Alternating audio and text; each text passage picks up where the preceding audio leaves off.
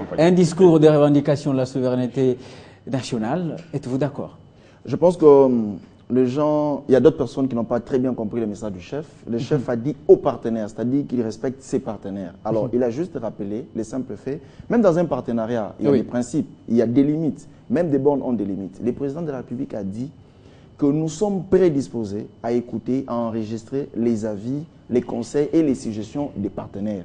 Mais nous ne sommes pas dans un partenariat où une partie est là pour accepter les instructions ou bien les injonctions d'une autre partie, parce qu'il n'y a pas une partie qui soit sous tutelle d'une autre partie. Donc, sur ces points-là, je ne pense pas qu'il y a des problèmes. Sinon, à moins que les gens aient des procès d'intention, comme le président l'a dit lui-même, qu'il y a d'autres personnes dans notre pays qui considèrent les procès d'intention comme des stratégies politiques. Donc, nous sommes excellents dans notre pays dans le développement de ce qui se passe dans l'imaginaire de nos compatriotes. Je pense que le président de la République était très clair. J'aimerais même dire que depuis qu'il a commencé son adresse au Congrès, depuis qu'il est président en 2006, c'est la première fois où le président de la République a détaillé son propos devant les Congrès. Il a parlé de tout et de rien. Il est entré même dans les moindres détails pour expliquer aux Congolais ce qu'il a pu réaliser. Vous avez posé une question ici par rapport au bilan positif ou négatif. Un bilan est positif ou bien négatif au regard des assignations. Est-ce qu'il y a l'écart entre les promesses faites par rapport aux réalisations? Lorsqu'on regarde le tour d'horizon, sinon lorsqu'on suit bien, on fait marche arrière par rapport au tour d'horizon, sinon par rapport à ce qu'a dit le président Kabila, vous voyez que le président Kabila a réalisé tout ce qu'il a promis les jours où il s'est prononcé devant les congrès le 6 décembre 2013. Le 6 décembre 2013, le président de la République avait dit qu'il allait tout faire pour amener la paix à l'est de la République. Il y avait les M23 lorsqu'il tenait ces discours-là. Aujourd'hui, on ne parle plus des M23 dans notre pays. Nos compatriotes, c'est-à-dire les femmes et les hommes qui vivent à l'est de la République, lorsque le président Kabila s'est prononcé le 6 janvier et le 6 décembre 2013, il y avait des gens qui étaient contraints d'abandonner leur domicile. Il y avait des gens qui étaient contraints de quitter même le pays. Il y avait des gens qui vivaient dans des conditions inhumaines. Pendant l'exercice, le président Kabila, il a été d'ailleurs très modeste, il a dit que c'est grâce à la bravoure de nos FARDC, mais nous disons que c'était grâce à sa coordination tactique. Évidemment, les FARDC, ils ont fourni un effort considérable. Aujourd'hui, on a bouté hors état de nuire ces gens-là. Lorsque le président Kabila s'est prononcé devant les congrès le 6 décembre 2013, il avait promis un gouvernement de cohésion nationale, aujourd'hui il l'a fait. Il avait dit qu'il allait désigner un conseil spécial chargé de la violence faite à la femme. Il l'a fait. Le président Kabila avait demandé au gouvernement... Pour vous, c'est positif. Le président avait demandé au gouvernement de fournir un effort pour réduire l'écart qu'il y avait entre la stabilité macroéconomique et les sociales de la population. C'est en train d'être fait. Le président Kabila vous a dit qu'en 2001, le pourcentage, sinon la rubrique qui était affectée à l'enseignement, représentait 3%. Et aujourd'hui, nous sommes à 16%. Ce sont des efforts considérables. C'est vrai qu'on n'a pas atteint l'idéal, mais il y a des efforts qui sont en train d'être menés, d'être fournis pour que nous puissions améliorer le véhicule quotidien de la population. Norbert Yamba, vous semblez ne pas être d'accord avec lui. Non, moi je croyais sincèrement que le président de la République n'est pas un dieu. Il a rendu compte à notre peuple, il a dit un certain nombre de choses, et que l'exercice de ce soir, c'est de dire, de regarder et de se dire, ici, voilà, il a raison, ici, il y a moyen de rectifier. Et pour que demain, il soit plus performant. Mais je suis là en train d'entendre des éloges. Alors, sur du concret, quand même. Du concret, attention, mon cher. J'attends de monsieur. Contredisez-moi par rapport à allez-y, Yamba. Oui, allez-y. Des éloges, mais j'aimerais bien qu'il me contredise par rapport à ce que j'ai dit. Non, monsieur, vous avez dit ça, mais c'est faux. Laissez-les parler. Dites-moi ce que j'ai dit qui n'est pas vrai. Je suis en train de dire, parce qu'il faut que la discussion soit méthodique. Je voudrais, par rapport à la question de violence sexuelle, donner un budget en termes techniques, c'est bon. Mais c'est un instant. Mais lorsqu'on calcule le taux de diminution des violences sexuelles et qu'on essaie de présenter ça à la face du monde, ça devient intéressant. Lorsque vous parlez des routes des desserts agricoles, comme je l'ai entendu le président parler, on parle des montants, des nombres initiaux, et on se dit 3 ans après, voilà ce que nous avons réalisé. lorsqu'on voit les nombres de bacs, lorsqu'on voit le secteur agricole lui-même par rapport à sa productivité, etc., il faut qu'il y ait des chiffres qui parlent et qui démontrent véritablement qu'il y a eu des avancées spectaculaires. C'est là l'exercice. Et moi, je pense que ici, je ne me suis pas adressé à toi, monsieur, je suis en train de poser une problématique qui est fondamentalement méthodologique. Je me dis, si nous pouvons faire cet exercice, on y arrivera. Vous est en train de parler des chefs coutumiers. C'est un problème réel jusqu'à aujourd'hui. La loi même n'existait pas. Et le chef de l'État l'a rappelé. L'a rappelé. Ce sont des bonnes choses. Mais j'ai dit ceci, qu'aujourd'hui, plus que jamais, il y a pas mal de choses qui sont encore à l'état initial et nous n'avons pas été éclairés par rapport à l'avancée. Il y a eu des perspectives. Mais je voudrais terminer par une minute. Par un élément qui est revenu plusieurs fois dans la discussion, la souveraineté. Vous savez, mon ami, il y a une littérature abondante aujourd'hui sur cette question de souveraineté. La souveraineté n'est pas primaire. La souveraineté d'un pays s'arrête auprès de la souveraineté d'un autre pays lorsqu'on prend des engagements. C'est important.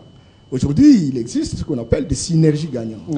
Il existe des synergies à travers le monde. Il existe des réseaux. Il existe des plateformes. Et ces plateformes ont une vie, ont une philosophie, ont une vision, un certain nombre de valeurs. Lorsque vous venez individuellement adhérer à telle ou telle plateforme, c'est que vous adhérez véritablement à cette vision. Et vous donnez la possibilité aux autres de pouvoir vous apprécier. Et cela ne réduit jamais votre souveraineté. Bien au contraire, on vous donne l'opportunité d'être plus performant. Moi, je pense qu'aujourd'hui, sincèrement, nous sommes dans un processus de planétarisation. Il n'y a pas un pays qui peut se dire qu'il va vivre de manière autarcique. C'est vrai qu'il faut affirmer. Et moi, je suis d'accord qu'à un moment donné, que nous soyons respectés. Mais je voudrais également que nous fassions un petit effort au niveau des respects de valeurs que nous prenons comme engagement. Vous ne pouvez pas accepter que vous avez un budget qui est un attribut de souveraineté et que vous acceptez que les autres puissent justement vous donner les moyens. Vous ne pouvez pas accepter que vous avez des militaires qui peuvent faire la guerre et vous acceptez la brigade d'intervention. Vous acceptez la monique pour la stabilisation de la paix. Et vous dites non, je ne peux pas écouter ce que les autres disent. Mais il faut qu'ils le disent avec respect et considération. Et là que j'ai rejoint les chefs de l'État. Je dis que ce n'est pas pour autant, c'est pas pour autant dire, et j'ai beaucoup aimé, M. Kalimanka, il disait qu'il a parlé avec respect des partenaires. Mais les partenaires doivent comprendre également que nous sommes aussi un État qui a ses aspirations. Mais là où le problème se pose, c'est qu'aujourd'hui, il existe la vision de la solidarité entre le peuple. Lorsque un peuple qui a ses dirigeants, et que ce peuple se trouve en situation d'être malmené par ses dirigeants, les principes de la solidarité entre le peuple interviennent. Et les autres peuples peuvent véritablement venir pour dire, mais écoutez, mais il faut arrêter, il faut prendre telle direction. Je voudrais terminer, sincèrement, parce que les collègues quand même ont beaucoup parlé. Chef, vous savez, moi j'ai beaucoup aimé, parce que vous êtes un fou, mais c'est un grand intellectuel. En tout cas, moi j'ai eu à vous affronter pendant beaucoup de temps, etc. Et je connais que vous êtes quand même, vous avez un feeling intellectuel. Aujourd'hui, chef, et je suis très content que vous réunissiez les chefs, nous devons nous battre aujourd'hui pour connaître notre identité. Nous devons prendre cette identité comme le soubassement de notre action. Mais nous devons aussi, du côté de nos responsables coutumiers, faire un effort de sortie du logiciel qui ne nous amène nulle part. Et vous devez faire un effort aussi de considérer tout le monde comme étant vos enfants. Nous avons besoin que votre langage, quand vous prenez position, que cette position se répercute sur tous les Congolais. Alors, qui sont les Tchoumani? Sinon, alors là, vous risquez véritablement d'être considéré comme partisan. Et toute votre valeur intrinsèque risque de tomber dans un système de politique intrinsèque. Merci Yamba Yamba. Alors, qui sont les Tchoumani? Doit-on parler aujourd'hui d'un fossé entre les promesses et les réalisations du président? Je vais me faire un devoir tout à fait intellectuel.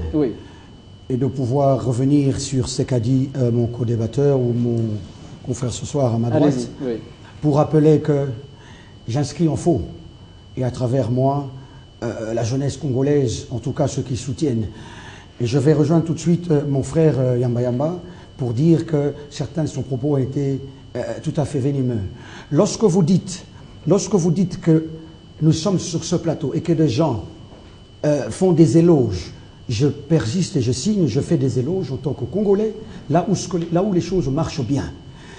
Pourquoi devons-nous son adresse, par exemple, au chef coutumier, lorsque le chef coutumier appuie ce qui est bien fait. J'ai entendu aussi le chef coutumier, mais il ne l'a pas soulevé. Lorsque le chef coutumier a souligné les manquements que le gouvernement, que la direction de la République n'a pas encore opéré.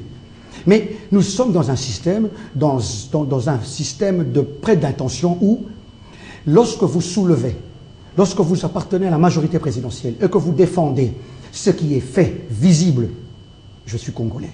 Lorsque mon frère à droite dit les chartes de Nations Unies sont là, j'inscris en fond. Nous avons eu combien de morts avant que les Nations Unies acceptent et appellent les forces négatives, le M23 forces négatives.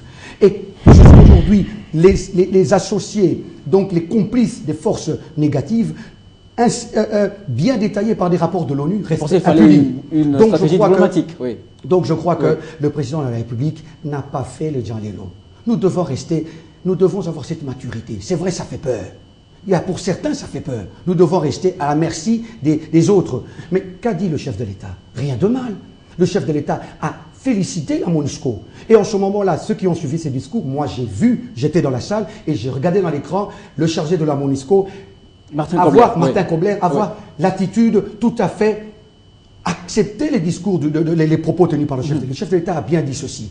Nous acceptons et nous remercions. Nous prenons à juste valeur la contribution de la MONUSCO, mais il faudrait voir les choses. 20 000 hommes, pour quel intérêt? 20 000 hommes, pour quel intérêt? Est-ce que le Congo a encore besoin de 20 000 hommes? Le dire, c'est ne pas respecter les partenaires internationaux. Vous pensez que quand on rappelle simplement qu'il faudrait que nous ayons un rapport gagnant-gagnant, qu'il ne faudrait éviter de tomber dans ce qu'on appelle l'injonction, vous pensez que c'est éviter la solidarité des frères ou des peuples d'autres pays qui verraient un système politique? Qui aimerait un système politique qui martyrise son peuple? Mais que le président le dise, ce n'est pas mauvais. François Hollande, de quel pouvoir se permet-il du haut d'une tribune dire que la France ferait ceci? Parce qu'il sait que la France est une grande nation. Effectivement, le Congo, c'est de l'ingérence verbale. La France est une nation comme le Congo. Vous pensez que le président Joseph Kabila se tiendrait du haut d'une tribune dire le Congo donnerait tout son appui? Il a eu beaucoup de manque de délicatesse. Mais pour certains, c'est bienvenu parce que ça vient d'un blanc. Il faut dire ça comme ça. Et moi, je pense que ce n'est pas un discours, comme mon frère a dit, c'était très minimisant.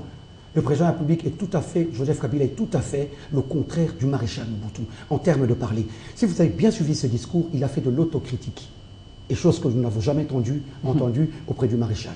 Le président de la République a décortiqué ce discours et a dit, il a parlé des 500 écoles, l'assignation de 1000 écoles qui n'étaient pas été faites. Il faut avoir l'audace et l'honnêteté de dire devant le Premier ministre du gouvernement, il faudra s'y mettre, dans plusieurs points. Donc voilà. Pour revenir à votre question, si vous pouvez me rappeler... Oui, doit-on parler d'un fossé entre les promesses et les réalisations du chef de l'État? D'accord. Les fossés entre les promesses et les réalisations, je ne dis pas du tout.